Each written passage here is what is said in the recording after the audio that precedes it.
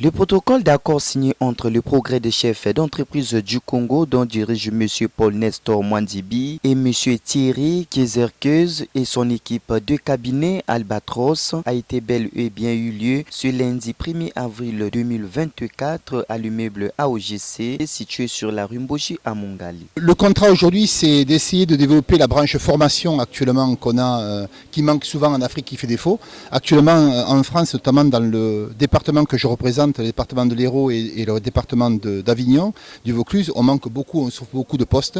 Et c'est vrai que le dernier continent qu'on n'arrive pas à former, c'est le continent africain. Donc aujourd'hui, il manque énormément de postes dans l'hôtellerie, dans la restauration, dans les métiers du bâtiment. Et les chambres diverses vont proposer de prendre attache avec les partenaires du Congo, dont le Congrès, pour essayer de développer des formations au pays, des formations en France. C'est en ce sens qu'au départ, le contact s'est fait. Des gens qui soient réactifs, comme je disais aujourd'hui, quand on est dans une relation, on n'est pas seul, on est tous deux. On dit toujours en Afrique, un joli proverbe qui, quand tu es seul, tu vas loin, quand tu es en deux, on va plus loin. Le but aujourd'hui, c'est de comprendre les besoins qu'ont les Français, de comprendre les attentes des Congolais et encore une fois, de pouvoir former des gens. On a actuellement une formation qui n'existe pas au Congo, c'est les métiers de la pêche. Aujourd'hui, on dit toujours qu'il y a les poissons qui meurent de vieillesse dans le Congo, alors qu'on peut parfaitement gérer ce poisson, les vendre sur les marchés locaux au travers des marchés que l'on peut avoir. Aujourd'hui, les marchés, comme je disais, de l'hôtellerie, vous avez un métier aujourd'hui, par exemple, de sommelier qui n'existe pas quasiment en Afrique. Alors que des sommelleries, des gens qui ont besoin de parler du vin, dans des hôtels comme le Radisson, comme l'Olympique ou quoi, on a toujours besoin de l'hôtel Elbeau. Donc c'est encore une fois, dans les connaissances que nous avons, les former, mais en respectant aussi les attentes de l'Afrique. Je pense que si ça se fait, les premières formations se feront peut-être ici, si on le peut, à travers qu'on organise des formations qui restent à créer, et les formations plutôt plus grandes ou plus fortes se feront après au niveau de la France.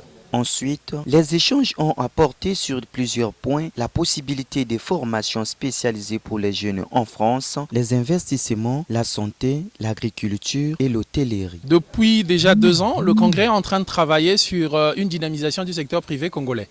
Donc c'est dans ce cadre que nous coopérons aujourd'hui avec Thierry Gezer sur la mise en place d'une valeur économique. Vous savez très bien que le tissu financier de notre pays se construit avec des acteurs privés. Donc, comme a dit Thierry, le Congo va être un premier pays pilote en Afrique pour ce genre de partenariat. Mais le plus essentiel pour moi, ce que je retiens, c'est qu'aujourd'hui, mes jeunes et les gens de toute frange d'âge ont la capacité aisément d'aller se former en France. Nous remercions d'abord le partenaire Thierry avec sa société et le congrès des chefs d'entreprise du Congo, notamment le président Paul Mwanzibi Nestor, par sa diplomatie, sa manière de faire des choses, de chercher des partenariats afin que nous puissions booster les jeunes acteurs du secteur informel. Enfin, il s'est de noter que M. Thierry a salué l'initiative et l'engagement de ce partenariat avec le Congrès des chefs d'entreprise. Bref, cette collaboration marque un véritable engagement en faveur du développement économique et de la création d'emplois au Congo.